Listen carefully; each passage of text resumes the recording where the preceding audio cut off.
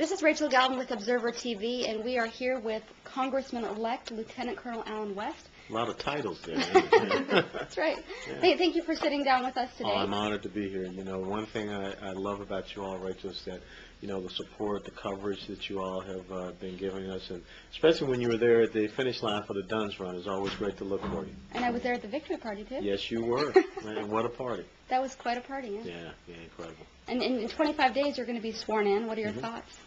Well, you know, it's an incredible privilege and honor to be one of less than 12,000 and one of 435 currently to be a representative of the people here in the state of Florida and South Florida. So it is something that there are very extraordinary times, and I think that to be counted among the extraordinary individuals that be going up there is fantastic. And you just attended the freshman orientation. Tell us a little bit about that process.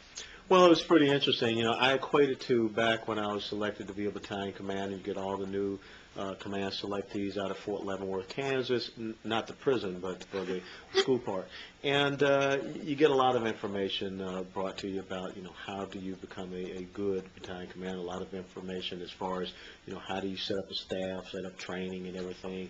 And you also have a little charm school aspect of it because the spouses are there with you as well. So, you know, a lot of information came at us in that 1 week, but the thing is, you know, you have to be very smart and you prioritize what is critical, and, you know, this is the first tier, second tier, and third tier, and maybe some of the other stuff just goes into the garbage can. But it was good to finally meet this incredible freshman class. I think this is one of the largest since 1948. Wow. The fact that we turned, you know, 63 seats in the House Republicans, we're 1/3 of the House GOP. So that's an incredible voting bloc. That's an incredible strength that we're bringing to the table. So to be able to meet them and, you know, go into the Capitol and see the House floor, it's an incredible responsibility, and I'm looking forward to it. So how do you view some of those people that you will be working with? Do you think this will be an easy transition for you? Yeah, I think so. I think that there are things that, you know, you're going to learn something new every day. But right now, the most important thing that I don't really have a good feel for, that I'm sure that I will, is all the parliamentary rules and procedures and things of that nature. But as far as going up there and knowing what your direction has to be, knowing what your priorities have to be, you know, that's simple. You know, we have got to stimulate the job growth in this country, not from the public sector, not from government, but from the private sector. We've got to do something about the economy so that we can turn this around, so that we can infuse money back into the pockets of Americans where they can stimulate it on. And we've got to cut the spending of the federal government. It's just gotten too big, and that's the key thing. If you want to cut taxes, you've got to do something about the spending of the federal government. And you made some other stops in D.C. Tell us about that. Which stops? Did you go to the Heritage Foundation? Oh, yeah. Okay, I was thinking, okay, what other stops? Yeah, absolutely.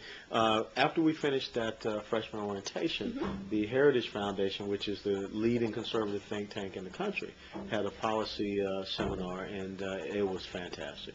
That lasted from Friday through Sunday morning, and the speakers that they had to come in for the panels, you know, Paul Bremer, John Bolton, former Labor Secretary, I think Elaine Chao, you know, John Funn came in, Douglas Schoen came in and did a kind of a recap or synopsis of the 2010 midterm elections. It was just a fantastic time. And you were also on Meet the Press, I heard about that. Yeah, that was incredible. You know, it's hard to believe that, you know, here's a guy that hadn't even been sworn in, just finished the freshman orientation, and you got to sit on Meet the Press. And you know, the level of expectations are high for me, and I understand it, and I accept that, and I just continue to pray daily that I can meet those expectations and where I can exceed them. How does your family view this transition?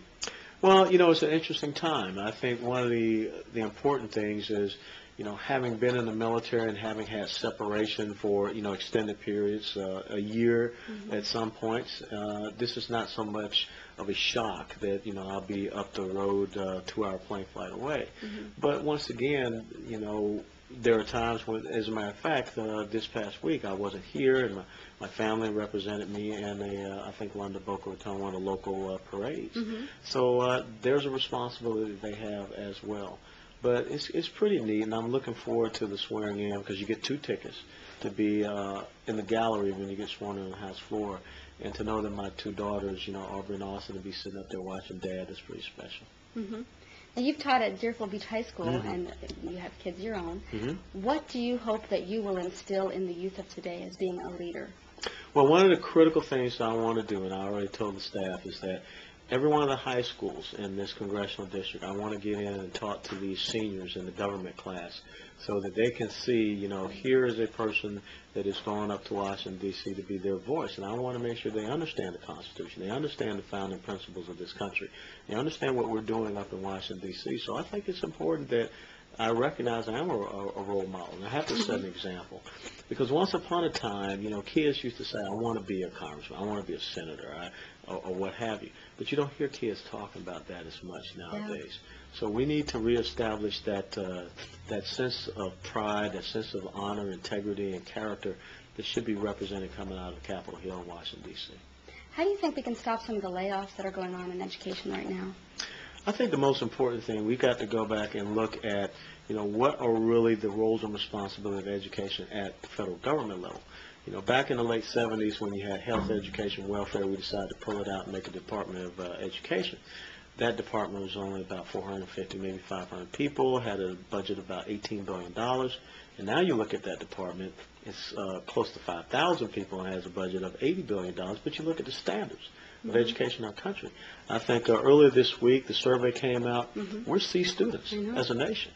So something is not right. So I think that what we need to do is focus at the lower level to make sure that the money and the resources and our efforts are getting to the classroom, not into the bureaucracies that we created, being at our local school boards or this Department of Education. So that's one of the key things that we have to do in this new Congress is the art of inquiry has to return. These committees need to be focused on looking at these government agencies and holding them accountable through the process of oversight. The money that you've been allocated, where is that money going? What, show me the returns on what we're doing, because you can't have national education policy. That policy needs to be developed down here where we know what is best for the children that are coming up in the education process. And the other thing we need to do, we've got to make education relevant. Because when I taught at Deerfield Beach High School, the kids now are so intellectually savvy. You've got to let them know what is the purpose of the geometry or the algebra or the things that are being taught. So wouldn't it be great if we get the private sector to partner with these schools, middle schools and high schools? Because we're doing okay, it seems, at the elementary school level. But then there's some gap that happens where we start to decline as we go through the middle school and high school years. But we got to get the private sector to come in and make education relevant so that we start growing the next generation of productive members of our societies and our communities. How would you take the changes that you want to make into the health care issue? What type of changes would you make with the Obama health care? I know you want to repeal that. Oh, yeah, it's got to go. I mean, because you're already seeing that it's falling apart. I mean, this week, more people are coming up and asking for waivers. So if it was so good, I mean, why are all these people trying to opt out, especially the union-backed businesses and companies? You look at the fact that healthcare insurance premiums are on the rise. Blue Cross Blue Shield has talked about, they may have to triple it because everyone's looking down the road and they're saying this thing is going to hit me and it's going to kill me. You talk to our small business employers. Because of all the regulations that are coming down on, they're dropping people off of health care. And, that's why we have this big gap. They're willing to pay the fine or what have you, or put people on part-time so they don't have to pay these exorbitant health care costs. So I think the most important thing is we got to look at a cost analysis of this thing called health care. What really does drive up the cost? I mean, doctors practice in defensive medicine. That leads to the tort reform. The fact that we need to have competition to lower the cost of insurance. The fact that when you have things like health savings accounts, we should be promoting that and not taxing that, which is what they're doing under Obamacare. And then we got to look at how do we incentivize healthy living. As I talked to you today, I mean, I went out and ran 9 miles, and in this calendar year, I have not been to see a doctor because I take my fitness and my health. That's my individual responsibility. So at the end of the year, this insurance premium that I've paid, I should have 3 options. It should roll over to the next year. It should be refunded back to me. Or out of the benevolence of my heart, I can say, this unused premium should be used for someone out there that needs to have health insurance. But instead, we are allowing that to, once again, just go into a kitty for a profit fund for these insurance companies. And now I'm going to have to start over in January next year Now I have to pay for a new policy. So we got to incentivize healthy living. I think that's important. Now, I'm not talking about mandating, but I'm saying these are the things that you can do, or these are the type of credits, or these are the type of things that we can award to you for having a healthy lifestyle. Now, recently, President Obama seems to have gone more toward the center on tax cuts. Tell me about that, and what do you think the long term will be for tax cuts in this country? Yeah, but he's paying a terrible price for that. I mean, look at what's going on. I mean, Nancy Pelosi comes out yesterday and says, we're not going to bring it to the House floor, this tax cut compromise. So I think that you still see a rigid ideology out there that does not understand is that the percentage of revenues of your GDP will increase if you cut taxes.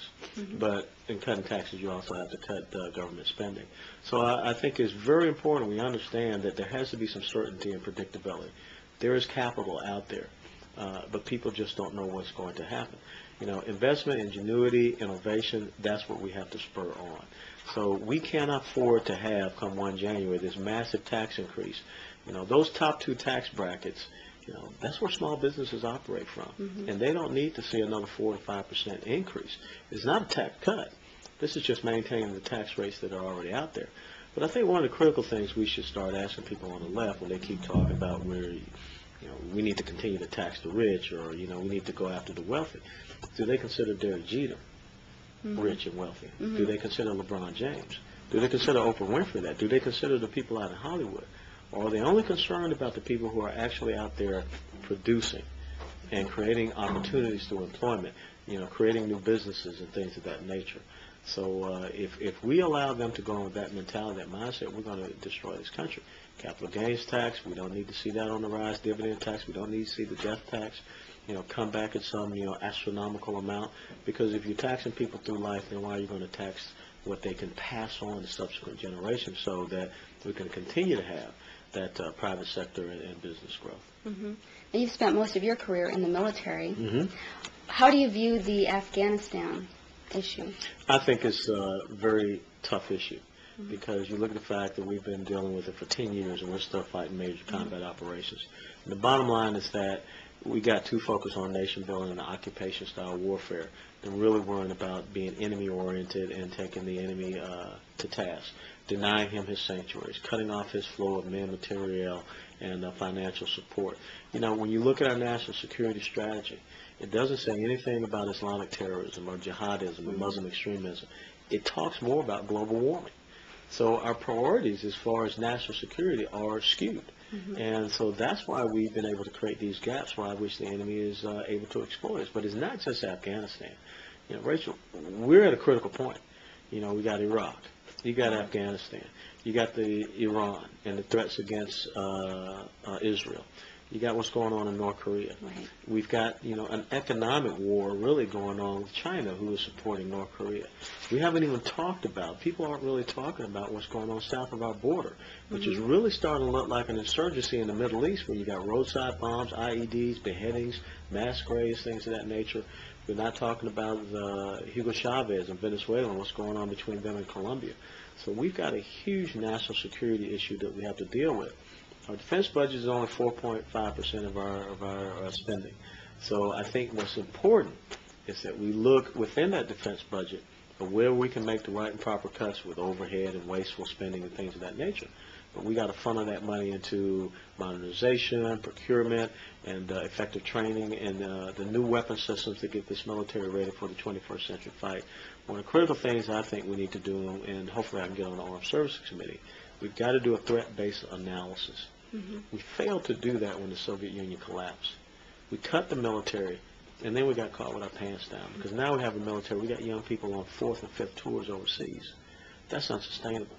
We're killing these young men and women who are out there doing their god-awful best to keep us safe.